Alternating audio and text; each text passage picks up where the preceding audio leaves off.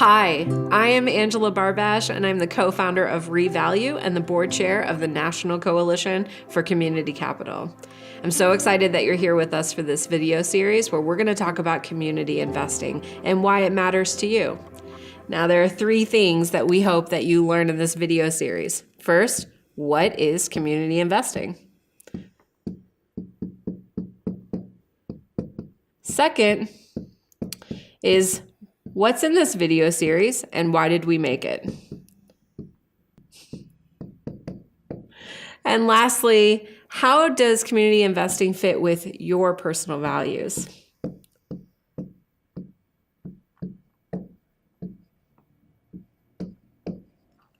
Now, this information is for educational purposes only. This is not to be construed as an offer to invest or a form of marketing.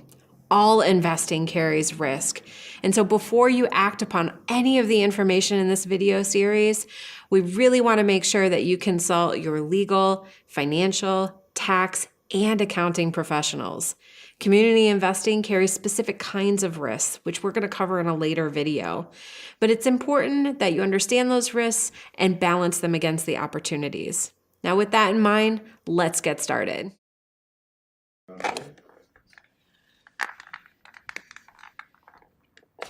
First, let's define community investing. What do we actually mean by that? Very simply, we mean people investing locally.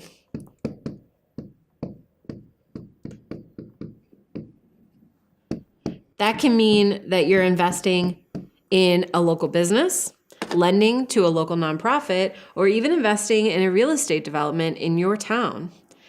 Now, you may have heard of a term called conscious capitalism, and this has a connection to that. Conscious capitalism is just the idea that we can look at something more than just the financial bottom line. In fact, we can look at a triple bottom line of people, place, and profits. Community investing fits very nicely into the place part of that triple bottom line idea. And so this is a form of conscious capitalism. As you start to think about whether this is the right fit for you and people in your community start to talk about this, you're probably going to encounter some barriers. Those barriers can be a mindset of scarcity versus abundance. You can also come across something called fear, uncertainty, and doubt, or FUD. What we'd like to do is help you get past those barriers so that you can feel empowered. The goal of this series is to really help you make that shift from a scarcity or FUD mentality to an abundance or empowerment mentality. I really want you to believe that you have the power to make an impact in your community. Say it with me. I have the power to make an impact in my community. Now, as you dive into this, we're going to explore how you can balance this excitement with your own personal needs and your investment decisions. And we're going to get there in four easy steps. First, the introduction.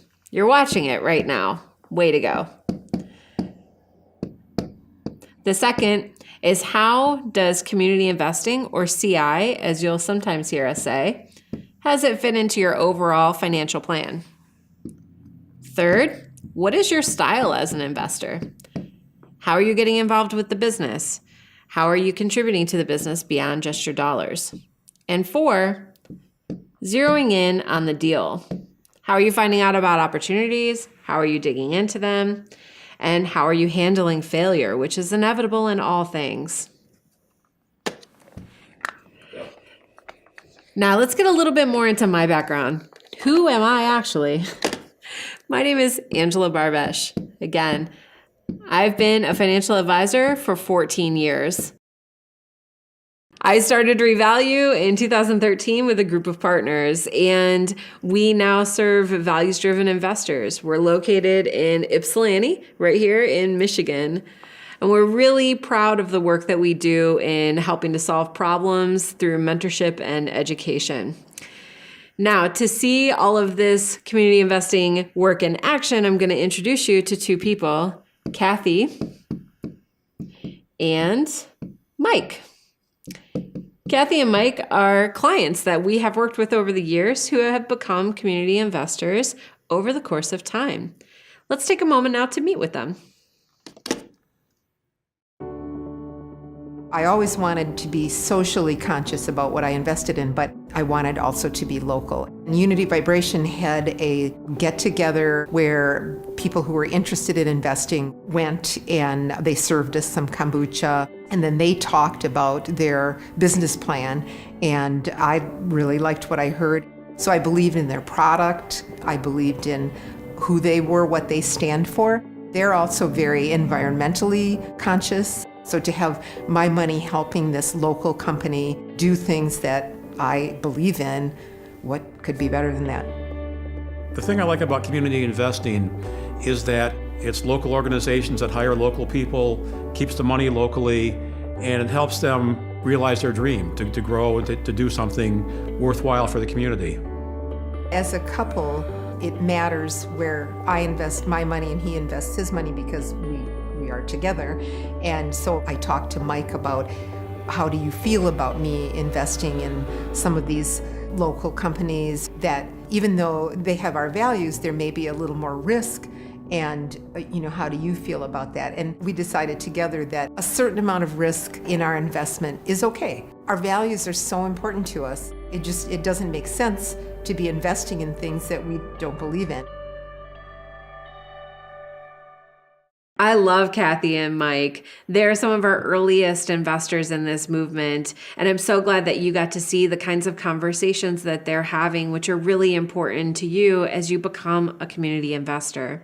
It's also important to see the connection between this work and your personal financial plan and how they integrate together. Now, while these conversations are really exciting, they're also very important because community investing can help citizens engage in their community in a way that they never have before. Also, when you invest in a local business, now your interests are aligned with them, which means you're going to help drive more traffic to them and hopefully they'll be more successful because of it. Lastly, there's a lot of people who really don't trust the global financial system, and therefore they're not investing. They're sitting on the sidelines with cash in the bank. And this can be a way for people to start to actually get investments because they feel more comfortable when they can walk down the street and shake the hand of that business owner. So there's a lot of reasons why this is both exciting and important, and therefore we're so glad that you're watching this series. So what do you believe? How do your personal values line up with these opportunities that you might encounter in the community? Get out some paper and let's make a list.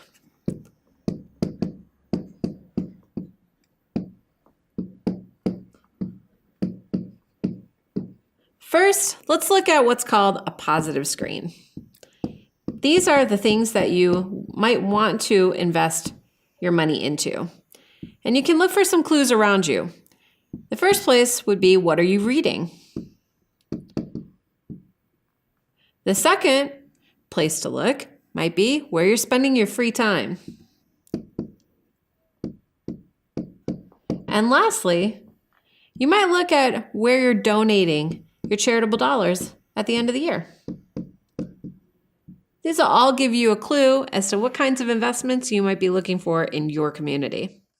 Then also, let's make a negative screen list. These are things that you do not want to invest in. That could be because they give you bad feelings. Maybe they make you feel uncomfortable. Or you just dislike them.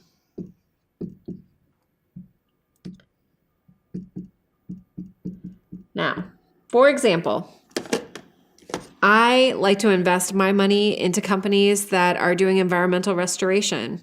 I like it when companies are providing paid sick leave for their employees. And I like it when companies are hiring people that are coming out of the justice system and giving them a second chance. It's really important to my personal values.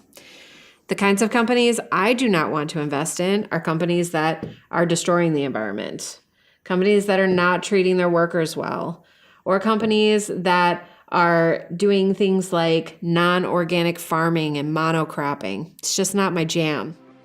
When you make a list like this for yourself, you'll start to connect the dots between your personal values and the kinds of companies that you do and do not want to invest in.